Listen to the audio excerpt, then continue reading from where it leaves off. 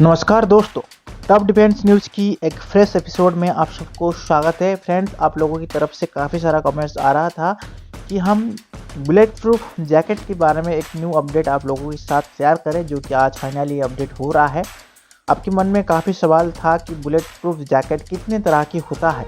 जैसे कोई भी स्टेट हो गया, उस स्टेट की पुलिस फोर्सेस को किस तरह की बुलेट प्रूफ मिलता है। सीआरपीएफ जवान है, उनको भी बुलेट प्रूफ जैकेट मिलता है, और हमारी सेना जो है इंडियन आर्मी, उनको भी मिलता है। जो बीएसएफ जवान है उनको भी मिलता है। सेंट्रल रिजर्व पुलिस फोर्स है, उनको भी मिलता है।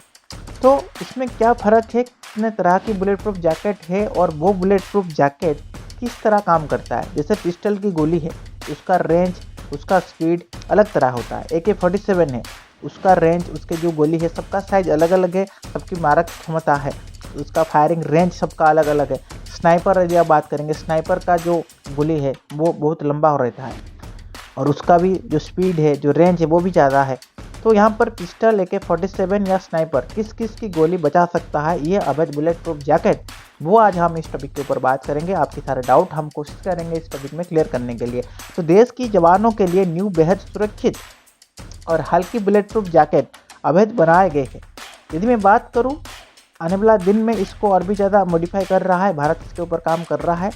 इस टर्म में आप यदि हम बात करेंगे, जैकेट किस तरह की बंदूकों की गोलियों को सह सकता है, जवानों को किस किस हथियार की मार से ये बचा सकता है, तो इसके ऊपर हम बेसिकली आज अपडेट कराएंगे। चीज़ों को विस्तृत रूप से जानने की कोशिश करेंगे। फ्रेंड्स, IIT दिल्ली के और DRDO यानी डिफेंस रिसर्च डेवलपमेंट ऑर्गेनाइजेशन के तहत यहाँ पर एक academy centres of excellence DIACOE ने यहाँ पर एडवांस बिलास्टिक फायर हाई एनर्जी डिफ्टी यानी अभेद नाम की बुलेट प्रूफ जैकेट बनाए हैं। इसके तहत यदि हम बात करेंगे, इस प्रोफेसर नरेश भटनागर और उनके टीम ने यह डेवलप किए हैं। यह जैकेट दुनिया की सबसे हल्की बुलेट प्रूफ जैकेट में से एक है। हल्की होने से क्या फ़ायदा है फ्रेंड्स, इसको ज़्यादा समय आप पहन सकते हैं, इसको पहन के आप दौड़ सकते हैं। काफ़ी सारा ऑपरेशन में यदि आप बात करेंगे, जब सीआरपीएफ की हम बात करेंगे या आर्मी की बात करेंगे, एक एक ऑपरेशन से जब आप नक्सली के साथ रहता है स्टेट में या JNK में, जम्मू एंड कश्मीर में, 1 दिन 2 दिन 3 दिन लगातार कंटिन्यू ऑपरेशन लगता है, तो वहाँ पर हमारी जो जवान है वो ना खाए ना पिए, दुश्मन की को कहीं ना कहीं नज़र से नज़र मिला के वो UR करते हैं। तो ये हल्का होना बेहद ही ज़रूरी है। हल्की बुलेट प्रूफ है और काफ़ी हद तक स्ट्रांग भी है। बेहतर काम करने के लिए इसको हल्की बनाया गया है। तो इसके लिए मैं बता दूं कि यह बुलेट प्रूफ जैकेट किस तरह की बंदूकों की गोली को रोक पाएगा या ग्रेनेड को रोक पाएगा, छेड़ पाएगा या नहीं पाएगा, वो भी हम बताएंगे। 7.62 mm कैलिबर वाली AK सीरीज की बंदूकियों और स्नाइपर की गोली की यदि हम बात करेंगे, इसकी में अपडेट आता है कि पहले जाने किस तरह की बंदूक की गोली इस पर असर नहीं करेगा। 5.56 mm कैलिबर गोली के यदि हम बात करेंगे, सेटल्ड असल्ट राइफल जैसे SLR का यदि हम बात करेंगे, तो ये 3 यदि हम बात करेंगे, ये 3 अपडेट के तहत आता है। 9 mm कैलिबर वाली यदि हम बात करेंगे, एक ये इंजन के तहत सब मशीन गन या यदि हम पिस्टल जैसे गोला या कैलिबर के तहत भी रहता है, तो ये इस पर असर नहीं करता है ये वाला।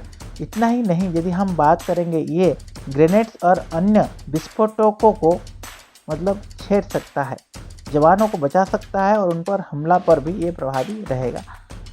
यदि मैं बात करूँ, ये सभी हाई बैलिस्टिक फायर आर्म्स में आती है, यानी अवैध एक बुलेट प्रूफ जैकेट हमारी जवानों की कई तरह की गोलियों से बचाएगी।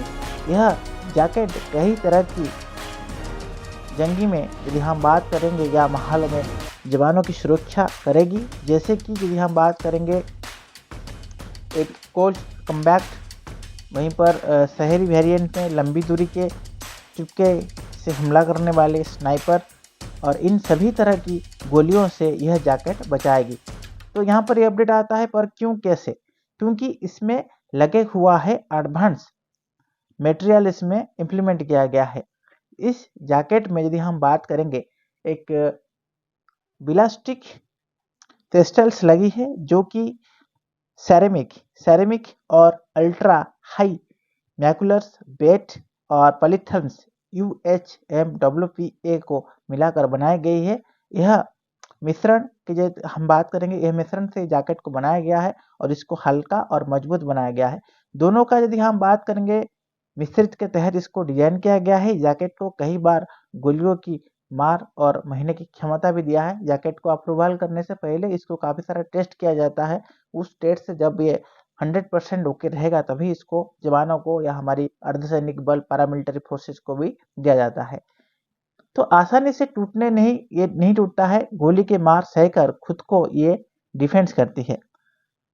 यहाँ पर और एक अपडेट आ रहा है कि UHMWP आते ही गोले के दबाव से सहकर उसे पूरे जैकेट के वोट देती है और इसके गोली जैकेट को छिद्र नहीं कर पाते, क्योंकि अगर आप देखे होंगे स्लो मोशन में जब फायरिंग होता है, वो फायरिंग रेंज से इसमें 3 से 4 लेयर रहता है। जब गोली आता है एक लेयर में वो थोड़ा सा स्लो होता है, एक लेयर को पार करके जब दूसरे लेयर को जाता है उसमें उसका गति और कम हो जाता है। थर्ड लेयर में जब जाता है उसका गति को कम करता है और उसमें जो आग रहता है, जो बारूद रहता है, उसको वो कम करता है। 4 लेयर में गोली को ये नाता नाबूद कर सकता है। तो इस हिसाब से इसमें बनाया गया है। और अपडेट आ रहा है कि कम वजन और आसानी से आप इसको दूसरे मतलब काफ़ी हद तक यूज कर सकते हो। ये बताया कि पीछे की बुलेट प्रूफ जैकेट भारी होता था, तो यहाँ पर इस वजह से उन्हें पहनकर चलना और ऑपरेशन के लिए काफ़ी हद तक दिक्कत होता था। तो अबेट जैकेट मात्र 9 किलोग्राम की है, यानी कि ये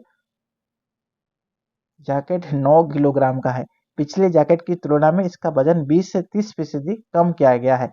पुरानी जैकेट 11 से लेकर 14 किलोग्राम वजन होती थी। कैन इमेजिन, अगर एक जवान 11 से 14 किलोग्राम जैकेट पहन के वो वार करेगा, साथ ही साथ उसके पास उसका हथियार होगा, उसका गोली बारूद बम वगैरह, तो उसका वजन के साथ साथ बाकी वजन को भी ले जाना ये आम आदमी की बस की बात नहीं है। पिछले जैकेट की तुलना में मैंने बताया 20 से 30% ये कम है। हल्की वजन के जैकेट का ये फायदा है कि जवान तेजी से मूव कर सकते हैं। जैकेट की वजह से बंधा हुआ समूह नहीं करता है। ठीक है। अवैध जैकेट की यदि हम बात करेंगे, डिजाइन बेहद मॉडल किया गया है, यानी सैनिक इसे मिशन के अनुसरण और उसकी जैकेट की अपने हिसाब से बदल सकते हैं। जैसे हम बात करेंगे फ्रंट और बैक फ्लैश, जवान की छाती, फेफड़े, फीट, और यदि हम बात करें फिसलियों को, ये काफ़ी हद तक प्रोटेक्ट करता है, सुरक्षा प्रदान करता है और पीठ की सुरक्षा रहता है। इससे अलावा निचले हिस्से की कवर करने वाले और गोली को बचाने की भी अपडेट इसमें रहता है। कई बार गोली सहने की क्षमता भी रहता है। अवैध कवच की यदि हम बात करेंगे, ब्लास्टिक कैस्टल्स उसे कई बार गोली सहने की क्षमता देता है। अगर शुरुआत में कुछ गोलियां लग भी जाती है तो वो यह जवान की काफ़ी देर तक और हिट से बचाने की सक्षम की क्षमता को बढ़ाता है। ये कई बार गोलियों की मार कर सकते हैं, यानी भयावह फायरिंग से भी बचा सकता है।